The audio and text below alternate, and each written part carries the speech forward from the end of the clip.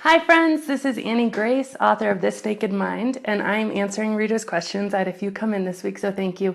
If you want to ask me a question, just message us on this page or send me an email at hello@thisnakedmind.com, and I will be happy to answer whatever questions I can. So today's question is from Beck. She says, how do you define alcoholism and addiction? Is it an illness? Because I feel if you have a drink problem, people automatically think and assume that you're an alcoholic. My family says this at least, but for me, in my mind, I actually call it more of an addiction and a craving. Perhaps you could do a video and talk about this. So you sort of hit the nail on the head. I mean, the definition for alcoholism and alcoholic is varied. You ask different people, you will get different answers. And most people say things like you actually have to decide for yourself if you have a problem. And actually, medical and scientific and diagnostic experts prefer the term alcohol use disorder. So instead of that being a black and white definition, it's a continuum of kind of use and abuse, which includes measurement of specific symptoms, including drinking despite problems, health problems, relational problems, work problems, tolerance, how severe is cravings, how can you overcome the cravings or not, and physical dependence. And so on this continuum, you come up with a specific sort of where you are with alcohol addiction. And there's interestingly really good neuroscience to support this idea of not necessarily labeling yourself. I have a lot of readers, and some of them write me, and some people who read my book have been sober for a number of years, haven't touched alcohol, and I've actually gotten letters from people saying that, while I recognize that I was fully dependent and had a pretty severe problem with alcohol and was definitely addicted, I'm divorcing the term alcoholic. And so they tell me that they are no longer using that term to apply to themselves because they feel that identifying themselves as that, especially after it's been years since they've touched a drink, can be problematic in how they view the world, how much importance they continue to put on alcohol, and it can actually keep them stuck. So there's a lot of science to support this, that what you call yourself, what you label yourself, actually has an impact on how you feel and how quickly you heal. So there's a study that shows that if a doctor comes in and tells a patient, depending how they tell the patient they have cancer, whether it's a very optimistic outcome or a very pessimistic outcome, it can actually impact how quickly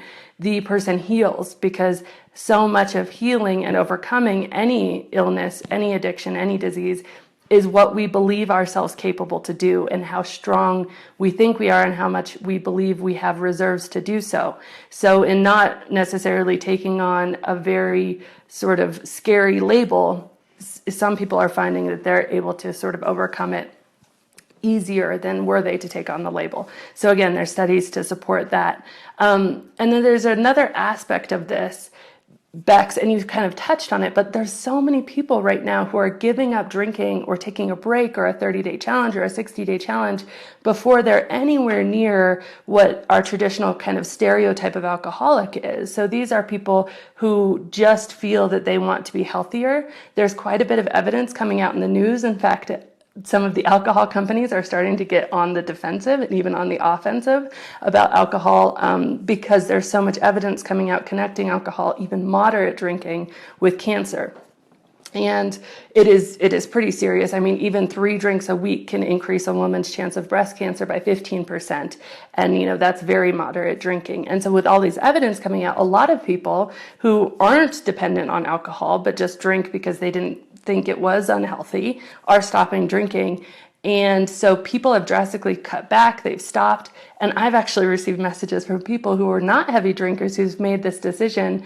And despite them never having considered themselves to have a problem, they realize that just by turning down a drink in a social situation or telling someone they don't drink anymore, they're inviting judgment. So simply stop drinking means that people assume that they did have a problem.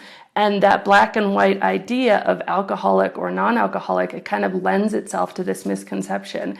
And it's an unfortunate deterrent for people because we assume anyone who stops must have had a problem. We look at them, we judge them, and that's not a nice feeling. And you come into it a bit innocently, especially when you stop without a problem. You just sort of say, yeah, I don't drink anymore. And people, oh, really? Well, what happened? I mean, are you okay? Did you have a problem? You start to get all these pretty invasive questions. And that can be a bit of a deterrent for somebody who just made the choice for health reasons and actually never really suffered any problems from alcohol. And it's interesting because we certainly don't have cigarette-aholics. And when someone stops smoking, we celebrate with them. We think that's great. Like, we think it's phenomenal as a society. We think it's great. We don't label them with a disease that they may or may not have had, like nicotinism, which I think is just a really interesting difference between how we treat cigarettes and alcohol as a society, despite them both being addictive. And then, Bex, you touched on this question of disease, and this is a really important one. So is alcohol addiction a disease?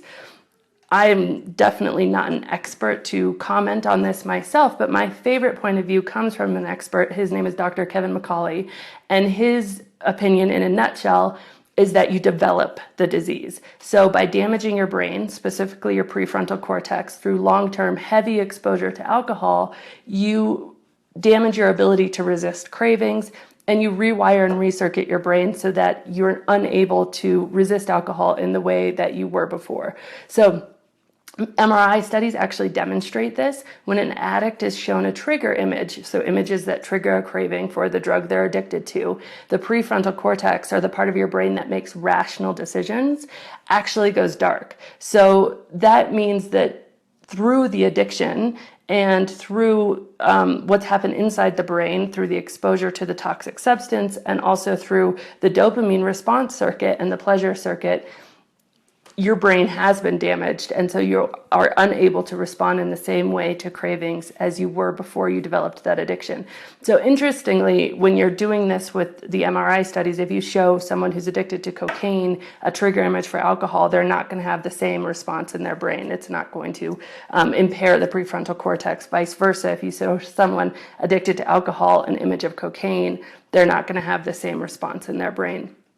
So that I think that what's really interesting about this is that it supports the theory that the brain can become impaired through exposure to the drug over time. And this would be, I guess, somewhat similar to, Dr. McCauley says how a diabetic develops diabetes, where you choose a certain diet and then you overdo the insulin in your system, and over time, your body can't handle it anymore, and certain things have changed and happened, and the toxin has actually developed the disease.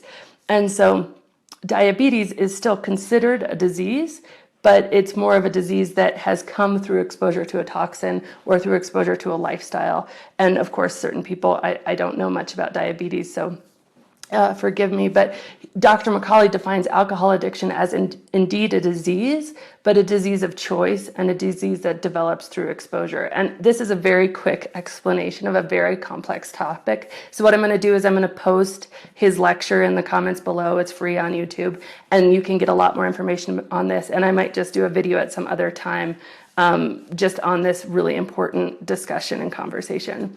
But I do want to take a quick moment and sort of talk about why people do use this term alcoholic, and why, if it's no longer widely used in scientific or diagnostic circles, why do individuals use the term and cling to the term and really define themselves with this term.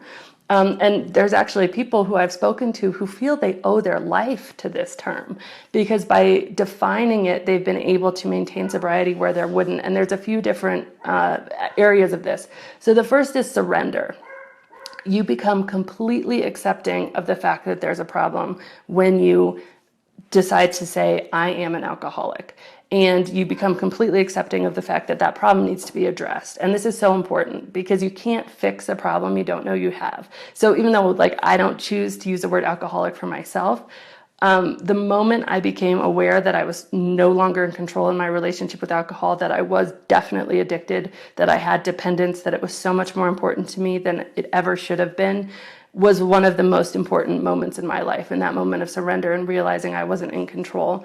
And second, this term, it removes any gray area. A friend of mine she goes to AA, and she says she believes that she cannot drink in safety. Not one, not ever, not at all.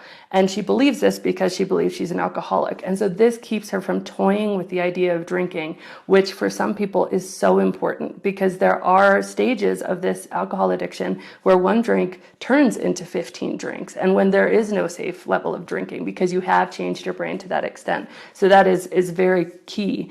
And studies have actually shown that one of the most important ways to reduce temptation and craving is to eliminate the thing you're tempted by. And so you do that in effect by calling yourself an alcoholic who can't drink in safety. You've eliminated the temptation by drawing a line in the sand that you cannot cross. And I think that's very important. So if you believe one drink will be harmful to you, even to the point of death, you just eliminate that temptation. And it doesn't leave room for slipping back or complacency. Like once you've taken this upon yourself and said, this is who I am, you can't waffle sort of in and out of it. And I think the last reason that people use this term, and this is also an important reason, and I'm certainly not making a judgment of people should or shouldn't use this term. People should do what is right for them and what feels good for them internally. But it's an amazing tribe. So when you join this tribe and when you go to an AA meeting and when you're meeting other people who, define themselves, it is an incredible social tribe and network of people with a huge amount of support who come together over the common identifier of alcoholic, and they find solace, they find support, they find shared stories. And we humans are nothing if not social and tribal. And so I think that's another interesting aspect of the word alcoholic. So anyway, I think it's a really good question. I think it's one that definitely we should just keep talking about because it's so important. But thank you so much, Bex. And again, please do ask me questions. I had a few trickle in this week. I will get to them next week. But everybody have a wonderful weekend.